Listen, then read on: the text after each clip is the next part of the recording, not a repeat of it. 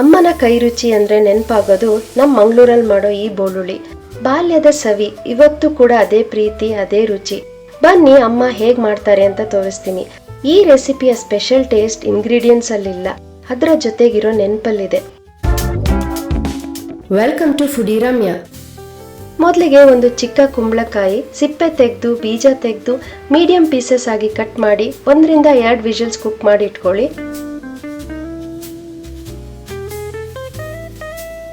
ಜೊತೆಗೆ 1 ಕಪ್ ತೊಗರಿಬೇಳೆ, 1 tea spoon ಎಣ್ಣೆ ಮತ್ತೆ 1 ಟೀ ಸ್ಪೂನ್ ಹಲ್ದಿ ಹಾಕಿ 2 ವಿಷಲ್ಸ್ ಕುಕ್ ಮಾಡಿ ಇಟ್ಕೊಳ್ಳಿ.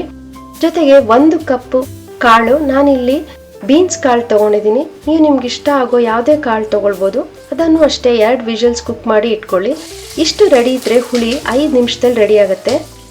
ಮೊದಲಿಗೆ ಕಡಾಯಿಗೆ ಸ್ವಲ್ಪ ಎಣ್ಣೆ ಹಾಕಿ ಹಿಂಗು, ಹಸಿಮೆಣಸಿನಕಾಯಿ, ಕರಿ ಲೀವ್ಸ್ ಹಾಕಿ ಒಗ್ಗರಣೆ ಮಾಡ್ಕೊಳ್ಳಿ. ಈಗ ಬೆಂದಿರೋ ಬೇಳೆ ಹಾಕಿ ಬೇಕಾದಷ್ಟು ನೀರು ಹಾಕಿ ಮಿಕ್ಸ್ ಮಾಡಿ 1 ಟೀ ಸ್ಪೂನ್ ಹಲ್ದಿ ಹಾಕಿ ನಂತರ ಬೆಂದಿರೋ ಕಾಳು ಹಾಕಿ ಮಿಕ್ಸ್ ಮಾಡಿ 1 ಲಿಂಬೆ ಹಣ್ಣು ಗಾತ್ರದ ಹುಣಸೆ ಹಣ್ಣನ್ನ ನೆನೆಸಿಟ್ಕೊಂಡಿದ್ದೀನಿ. ಅದನ್ನ ರಸ ತೆಗೆದು ಶೋಧಿಸಿ ಈ ಹುಳಿಗೆ ಹಾಕಿ ನಂತರ ಬೇಯಿಸಿರೋ ಕುಂಬಳಕಾಯಿ ಹೋಳು ಹಾಕಿ 1 ಕುದಿ ಬರಲಿ. ಸ್ವಲ್ಪ ಫ್ರೆಶ್ ಕರಿಬೇವು ಹಾಕಿ, ರುಚಿಗೆ ಉಪ್ಪು, ಸ್ವಲ್ಪ ಬೆಲ್ಲ ಹಾಕಿ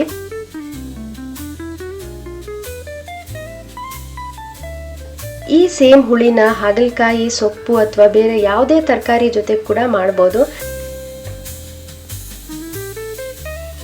ಲಾಸ್ಟ್ ಅಲ್ಲಿ ಕಟ್ ಮಾಡಿ ಇಟ್ಕೊಂಡಿರೋ ಕೊತ್ತಂಬರಿ ಸೊಪ್ಪು ಹಾಕಿದ್ರೆ ಹುಳಿ ರೆಡಿ ಆಯ್ತು. ಈ ಸಿಂಪಲ್ ರೆಸಿಪಿಗೆ ಒಂದು ಫಿನಿಶಿಂಗ್ ಟಚ್ ಅಂದ್ರೆ ತೆಂಗಿನ ಎಣ್ಣೆಯಿಂದ ಒಂದು ಒಗ್ಗರಣೆ. ಅದೇ ಈ ಬೋಳ್ ಹುಳಿಗೆ ನಿಜವಾದ ಗಮ್ಮತ್ತು. ಈ ಸ್ಟೆಪ್ ಮಾತ್ರ ಮಿಸ್ ಮಾಡಲೇಬೇಡಿ. ಬಿಸಿ ಅನ್ನದ ಮೇಲೆ ಸ್ವಲ್ಪ ಕೊಬ್ಬರಿ ಎಣ್ಣೆ ಹಾಕಿ ತಿಂತಿದ್ರೆ ಆ ಕಂಫರ್ಟ್ ಬೇರೆ ಲೆವೆಲ್. ಅಮ್ಮನ ಕೈ ರುಚಿ ನೆನಪಾಗಿಸೋ ಈ ಬೋಳುಳಿನ ಇವತ್ತು ನನ್ನ ಮಕ್ಕಳು ಕೂಡ ಅಷ್ಟೇ ಇಷ್ಟಪಟ್ಟು ತಿಂತಾರೆ. ಹಾಗಾದ್ರೆ ನೀವು ಟ್ರೈ ಮಾಡ್ತಿರಲ್ಲ. Until next recipe, ಇದು ನಿಮ್ಮ Ramya. Stay warm, stay foodie.